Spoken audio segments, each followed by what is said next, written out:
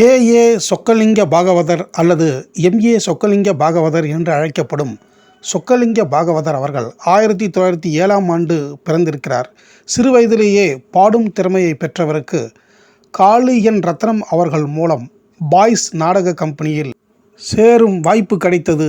அங்கு மக்கள் திலகம் எம்.ஜி.ஆர்., எம்.ஜி. சக்கரபாணி, ஏலிசை ஏந்தல் எம்.கே. தியாகராஜ பாகவதர் மற்றும் அன்றைய சூப்பர் ஸ்டார் பி.யு. சின்னப்பா போன்றோர்களுடன் நாடகங்களில் நடித்திருக்கிறார் சொக்கலிங்க பாகவதர்.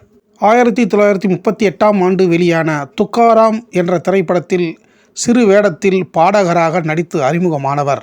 பிறகு 1939ஆம் ஆண்டு ரம்பையின் காதல் திரைப்படத்தில் நாரதராக நடித்து பெரும் புகழினை பெற்றார். இந்த படத்தில் நாரதர் தனிப்பட்ட முறையில் பாடும் பாடல்கள் அனைத்தையும் இவரே பாடி நடித்தார்.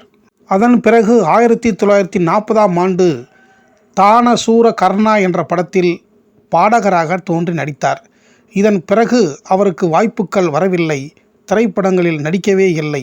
கிட்டத்தட்ட 50 ஆண்டுகளுக்கு பிறகு 1988ஆம் ஆண்டு இயக்குனர் ஒளிப்பதிவாளர் பாலு மகேந்திரா அவர்கள் தமது வீடு படத்தில் முக்கியமான வேடத்தில் சொக்கலிங்க பாகவதரை நடிக்க வைத்தார்.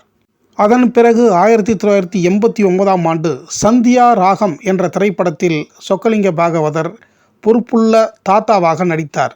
இந்த படத்தில் இவரின் நடிப்புக்கு இந்தியாவின் சிறந்த நடிகர் என்ற விருது வழங்கப்பட்டது. அதன் பிறகு தொடர்ந்து 10 ஆண்டுகளில் 8 படங்களில் நடித்தவர் 1999ஆம் ஆண்டு பிரான்சி என்ற இத்தாலிய படத்தில் சிறப்பு தோற்றத்தில் நடித்தார். கடந்த 2002ஆம் ஆண்டு ஜனவரி மாதம் 21ஆம் தேதி தனது 96வது வயதில் காலமானார் சொக்கலிங்க பாகவதர்.